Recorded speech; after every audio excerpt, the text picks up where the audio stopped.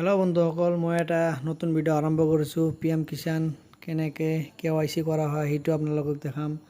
ভাল লাগিলে লাইক কৰিব, শ্বেয়াৰ কৰিব আৰু কমেণ্ট কৰিব। চাওক, ইয়াতে ফাৰ্ষ্ট ব্ৰাউজাৰ যাওক, যিকোনো ব্ৰাউজাৰ, ইয়াতে CSC লিখক, লিখি আনা চাৰ্চ কৰি দিয়ক, নহ'লে মোৰ ডাইৰেক্ট ডিছক্ৰিপশ্যনত যাব পাৰে, ডিছক্ৰিপশ্যনৰ পৰা হ'ব পাৰে। CSC লিখি আনা ফাৰ্ষ্টত আছে ডিজিটেল সেৱা, ইয়াতে ক্লিক কৰক।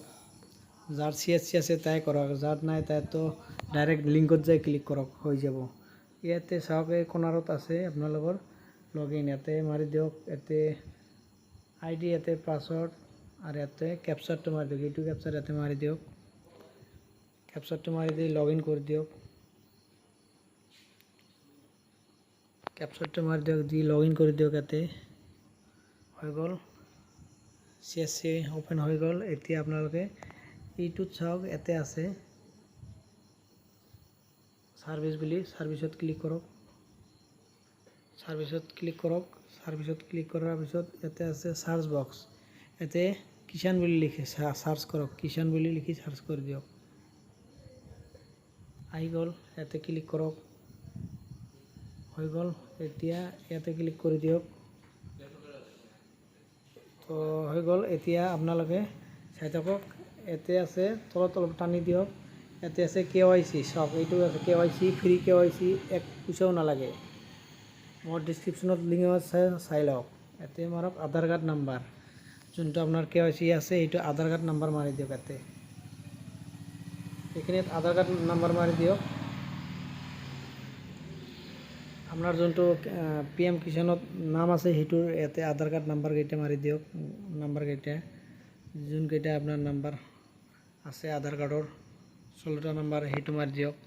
মাৰি দিয়া ইয়াতে চাৰ্চ কৰি দিয়ক।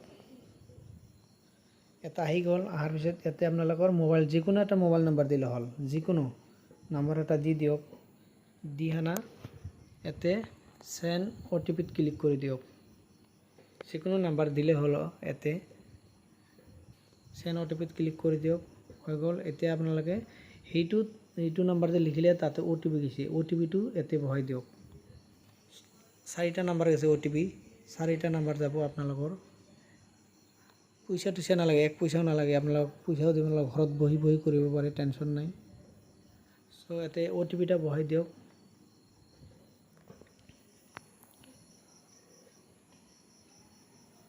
OTPটা বহাই দিয়া না ছাবমিট কৰি দিয়ক।